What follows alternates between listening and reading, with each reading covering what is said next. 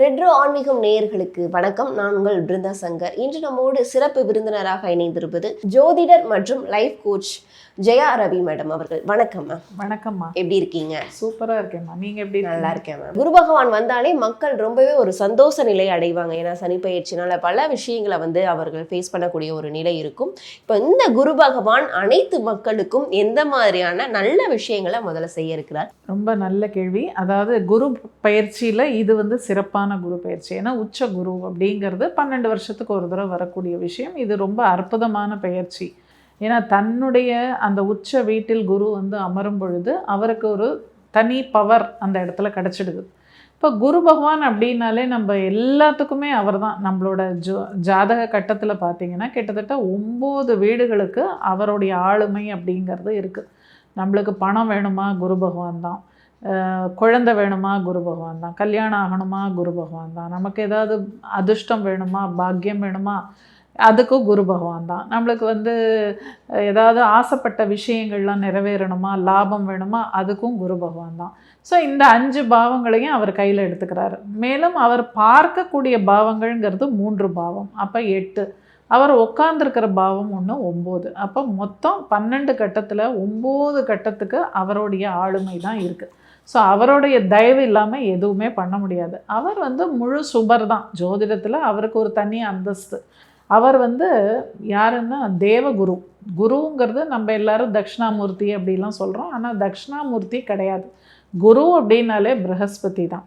So அந்த ப்ரஹஸ்பதி அப்படின்னு சொல்லக்கூடிய அந்த தேவகுரு நமக்கெல்லாம் நல்லதை பண்ண தான் வராரு. ஏன்னா நம்ம ராசி மண்டலத்திலே பார்த்திங்கன்னா, அதாவது மற்ற கிரகங்களை, சூரியன் சந்திரன் இந்த 2 கிரகங்களையும் நம்ம கண்ணால் பார்க்க முடியும் எல்லாருமே.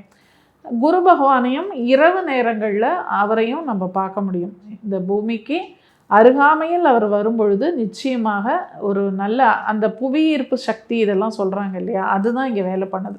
ஸோ நம்ம பூமியில் வாழக்கூடிய அத்தனை ஜீவராசிகளுக்கும் அவருடைய கடாட்சம் அப்படிங்கிறது கண்டிப்பாக இருக்குது. ஆனாலும் அந்த குரு பகவான் எல்லோருக்கும் நல்லது செய்வாரா அப்படின்னால அங்கே ஒரு கேள்விக்குறி. ஏன்னா எல்லா லக்னங்களுக்கும் அவர் நல்லது செய்வதில்லை. அவர் முழு சுபராக இருந்தாலும் சில லக்னங்களுக்கு அவர் கொஞ்சம் கெட்ட விஷயங்களை பண்ண தான் பண்ணுவார். இருந்தாலும் இந்த குரு பயிற்சி அப்படிங்கிறது ஒரு சிறப்பான குரு பயிற்சி. கண்டிப்பாக மேம். ஒவ்வொரு ராசிக்கும் எப்படி இருக்குது அப்படின்னு ராசி ரீதியாக பார்த்துடலாம் மேம். மீன ராசிக்காரர்களுக்கு, அதாவது ஜூன் 2 குரு பயிற்சியாக இருக்குது. இந்த குரு பகவான் மீன ராசியினருக்கு எந்த மாதிரியான நல்ல விஷயங்களை செய்ய போகிறாரு? ஏன்னா மீன ராசியினருக்கு ஜென்ம சனி அப்படின்னு ரொம்பவே வாட்டி வதைக்கக்கூடிய ஒரு இந்த காலகட்டங்களில் என்ன நற்பலன்களை கொடுக்க இருக்கிறார்? மீன ராசி மீன லக்னத்தில் பிறந்தவர்கள் அதிர்ஷ்டசாலிகள்னு சொல்லுவேன். ஏன்னா லக்னாதிபதியும் 10க்குடையவனும் குரு பகவான். அவர் போய் பஞ்சமஸ்தானத்தில் உச்சமாறாரு.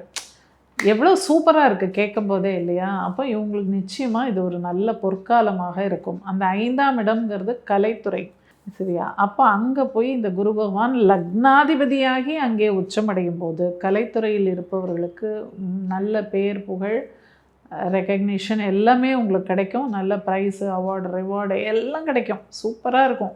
எந்த துறையாக இருந்தாலும் சரி, அதில் இவங்க ரொம்ப நல்லா பரிமளிப்பாங்க.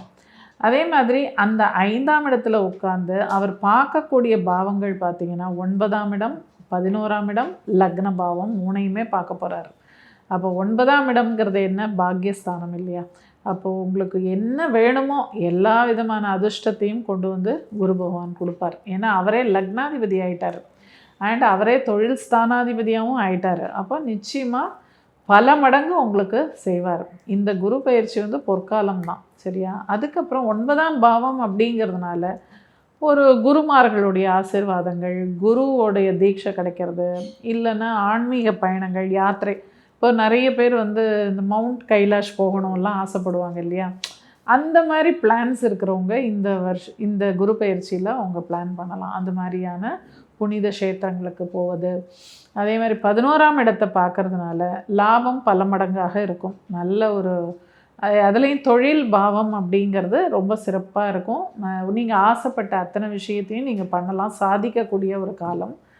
அதே சமயம் உங்களுடைய லக்ன பாவம் ராசியையும் பார்க்க போகிறாரு. ஸோ நீங்களே பிரகாசமாக ஷைன் பண்ணக்கூடிய ஒரு காலமாக தான் இது இருக்கும். ஸோ இது மொத்தத்தில் மீனம், ராசி லக்னத்தில் பிறந்தவர்களுக்கு இது அற்புதமான காலம். இதில் எந்த மாற்று கருத்தும் கிடையாது. இவங்க வணங்க வேண்டிய தெய்வம் அப்படின்னு அடுத்தது கேட்பீங்க, அதையும் சொல்லிடுறேன். இவங்களுக்கு வந்து அம்பாள் வழிபாடு பண்ணலாம். அதாவது அம்மன் சொல்லுவாள், அம்பாள் வழிபாடு பண்ணலாம். இல்லைன்னா முருகப்பெருமான் வழிபாடு பண்ணலாம், அதுவும் சிறப்பு. திருச்செந்தூர் முருகனாகவும் இருக்கலாம். ஏன்னா இவங்களோடது ஜலராசி தான், மீனம்ங்கிறது கடல். அப்போது கடற்கரையில் இருக்கிற தெய்வங்கள் இவங்களுக்கு சிறப்பாக இருக்கும். இல்லை நதிக்கரையில் இருக்கிற, இல்லை புனித நீர், இந்த நதி நீர் ஸ்நானம்னு சொல்லுவாங்களே, அது மாதிரியும் பண்ணலாம். எல்லாமே சிறப்பாக இருக்குது. மொத்தத்தில் இந்த குரு பயிற்சி மீனத்துக்கு சூப்பர். ஏன்னா நான் இதுக்கு முன்பு அதாவது கேள்வி ஆரம்பிக்கும் போதே சொன்னேன், ஜென்ம சனி அப்படின்றதே இவர்களை வாட்டி வதைக்குது அப்படின்னு. அதாவது குறிப்பாக பார்த்தீங்கன்னா உடல்நிலை சார்ந்த விஷயங்கள்ல ரொம்பவே வாட்டி வதைச்சிருக்கு அப்படின்னு. அதுல இருந்து விடுப்பு கிடைக்குமா அப்படின்னு தான் மீனராசினர் காத்திருக்காங்க. அதுக்கு ஒரே வழி நான் சொல்கிறேன். என்னன்னா, இது மக்கள் வந்து கேட்கணும். உழைப்பு அது ஒன்று தான் உங்களுக்கு மருந்து. உழைக்க நீங்கள் தயாராக விட்டால் சனி பகவானும் சரி குரு பகவானும் உங்களை ஒன்றுமே பண்ண மாட்டார். ஏன்னா அது வந்து மோட்ச ராசி இல்லையா? அப்போ எதை விட்டு கொடுக்கணும்? நீங்கள் ஒன்றை விட்டு கொடுத்தா தான் இன்னொன்று பெற முடியும். நீங்கள் அப்போ எதை விடணும்? உங்கள் சுகங்களை விடணும். நீங்கள் வந்து சுகமாக கம்ஃபர்ட் ஜோனில் இருக்கணும்னு நினச்சிங்கன்னா சனி பகவான் ஹெல்ப்பே பண்ண மாட்டார். நல்லா உழைக்க தயாராக இருந்து, இப்போ 24 மணி நேரம் இருக்குது, சரி மினிமம் ஒரு 18 மணி நேரம் நீங்கள் உழைப்பீங்களா அப்படின்னா சனி பகவான் உங்களுக்கு நம்பர் 1 உங்களுக்கு என்ன வேணால் கொடுப்பார். சரியா? குருவை விட சனி வந்து கொடுக்கறதுக்கு தயாராக தான் இருப்பார் எப்போவுமே. ஆனால் அவர் எதிர்பார்க்குறது என்ன? நியாயம், தர்மம், நேர்மை, உழைப்பு, சுறுசுறுப்பு. இந்த சோம்பேறித்தனம் அப்படிங்கிற அவங்க பக்கத்தில் கூட சனி பகவான் வந்து ஒரு நல்லது பண்ண வரமாட்டார். இதெல்லாம் நீங்கள் கடைப்பிடிச்சிங்கனாலே போகிறோம். இதுதான் அதுக்கு ரெமிடியே. வேறு எந்த, நீங்கள் இந்த கோவிலுக்கு போங்க, சனீஸ்வர பகவானுக்கு எள்ளு விளக்கு போடுங்க, ப்ளூ கலர் துணியை போடுங்க, இதெல்லாம் வந்து வேஸ்ட்டு. இதெல்லாம் பண்ணாதீங்க, முட்டாள்தனம். அவர் எதிர்பார்க்கறது உங்ககிட்ட சில மாற்றங்களை அவர் எதிர்பார்க்குறாரு. அதை விட்டுட்டு நீங்கள் அவருக்கு போய் ஏதோ பண்ணிகிட்ருக்கீங்க. அது உங்ககிட்ட மாற்றம் வந்தால் அவர் ரொம்ப குஷியாகிடுவார். அதே மாதிரி ஏழை எளியோர்களுக்கு உங்களால் முடிஞ்ச நல்லது பண்ணுங்கள். வயதானவர்கள், அதுலேயும் வயசானவங்களுக்கு நீங்கள் எவ்வளோக்கு எவ்வளோ சர்வீஸ் பண்ணுறீங்களோ அவ்வளோக்கு அவ்வளோ சனி பகவான் சந்தோஷமாகிடுவார். காக்கைக்கு உணவு கொடுப்பது, எறும்புகளுக்கு உணவு கொடுப்பது, அதாவது கருப்பெரும்பு நான் சொல்கிறது, இந்த மரத்துக்கு கீழெல்லாம் இருக்குமே அந்த மாதிரி எறும்புகளுக்கு, இது மாதிரிலாம் நீங்கள் நற்காரியங்கள் பண்ணாலே சனி பகவான் ரொம்ப ரொம்ப குளிர்ந்து போயிடுவார். அதனால் நீங்கள் வேறு எந்த பரிகாரத்துக்கும் போய் தேடி அலைய வேண்டாம். நீங்கள் வந்து ஆரம்பத்திலேயே சொன்னது என்ன அப்படின்னா 12 ராசியினருக்கும் வந்து ஒரே வேண்டுதல் தான் அப்படின்னு சொல்லிட்டு, ஒரே வந்து தெய்வ வழிபாடை மேற்கொண்டால் இந்த குரு பயிற்சியில் அவர்களுக்கு ரொம்ப சிறப்பாக இருக்கும் அப்படின்னு சொல்லியிருக்கீங்க. அது என்ன தெய்வ வழிபாடு அப்படின்றதையும் சொல்லிடுங்க. அந்த ரகசியத்தையும் சொல்லிடுறேன். அதாவது நான் அந்தந்த ராசி லக்னத்துக்கு ஒரு தெய்வம் சொன்னேன், அது பண்ணுங்க, அது எப்பவும் பண்ணுறது பண்ணிட்டுருங்க. ஆனால் இந்த குரு பயிற்சி ரொம்ப சிறப்பான குரு பயிற்சின்னு நான் ஏன் சொல்கிறேன் அப்படின்னா, இது 12 வருஷத்துக்கு ஒரு தடவை தான் இந்த உச்ச நிலைக்கு அவர் வரார். அப்போ இந்த கடகம்ங்கிறது என்ன? மோட்ச ராசி. இங்கே வந்து குரு பகவான் இதை வந்து என்ன சொல்கிறாங்க? தாயார் ஸ்தானம்னு சொல்கிறாங்க. இங்கே தான் தாயாரோட கருவறை அப்படிங்கிறதும் இந்த கடகம் தான். அப்போ அந்த தாயாரோட கருவறையில் இருக்கிற குழந்தைக்கு உயிர் நாடி துடிப்பை கொடுக்குறவரே குரு பகவான் தான். அந்த குழந்தைக்கு மட்டும் இல்லை, மனித பிறவிக்கு மட்டும் இல்லாமல் எல்லா ஜீவராசிகளுக்கும் அந்த உயிர் துடிப்பு அப்படிங்கிற விஷயத்தை கொடுக்கறதே குரு பகவான் தான். அப்போது அவரை ஜீவகாரகன்னு நம்ம சொல்கிறோம். இப்போ அப்படிப்பட்ட ஒரு நிலையில் அந்த குரு பகவான் வந்து இங்கே அமரும் இந்த இடம் ரொம்ப சிறப்பான இடம். அதுலேயும் இந்த பூச நட்சத்திரம் அப்படிங்கிறது ரொம்பவே சிறப்பான ஒரு நட்சத்திரம். பெரிய பெரிய மகான்கள்லாம் பார்த்திங்கன்னா இந்த பூச நட்சத்திரத்தில் பிறந்தவங்க தான் இருப்பாங்க. 13 நாயன்மார்கள், அது மாதிரி பெரிய பெரிய மகான்கள், அவங்களுடைய நட்சத்திரம்லாம் பார்த்திங்கன்னா மோஸ்ட்லி பூசம் தான் இருக்கும். ஸோ ராமலிங்க அடிகளார் அவங்கள்லாம் வந்து சமாதி நிலை அடைஞ்சது இந்த பூச நட்சத்திரத்தில்.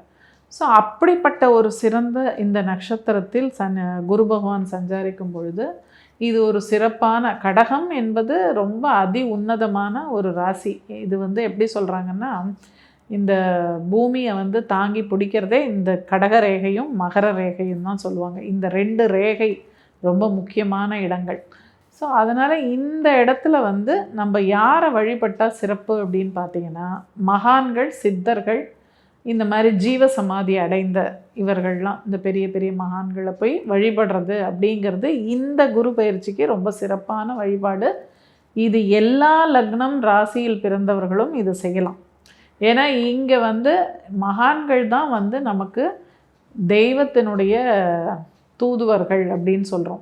அவங்க மனசு வச்சா தெய்வத்துக்கிட்டே போய் ரெக்கமெண்ட் பண்ணலாம், இவங்களுக்கு நல்லது பண்ணுங்க, இவங்க ரொம்ப நல்லவங்க அப்படின்னு அவங்க சொன்னால் தெய்வம் இறங்கி கேட்கும். ஸோ அதனால தான் இந்த குரு பயிற்சிக்கு ஸ்பெஷலாக எல்லாருமே மகான்கள் வழிபாடு, சித்தர்கள் வழிபாடு பண்ணுங்க. உங்களுக்கு ரொம்ப நல்ல ஒரு யோகத்தை அள்ளி கொடுப்பாங்க இந்த மகான்கள் அப்படின்னு சொல்லி எல்லா லக்னம் ராசியில் பிறந்தவர்களும் இந்த குரு பயிற்சியினால் உன்னதமான பலனை பெற்று சந்தோஷமாக இந்த வருடத்தை கழிக்க வேண்டும் என்பது என்னுடைய பிரார்த்தனை. கண்டிப்பாக நீங்கள் சொன்ன மாதிரி எல்லாருக்குமே ரொம்ப நல்லா இருக்கும் அப்படின்னு நம்புவோம். மக்களும் சிறப்பாக இருப்பாங்க. கண்டிப்பாக இதே மாதிரி வேறொரு பதிவில் உங்களை சந்திக்கலாம். நன்றி, வணக்கம். நன்றி.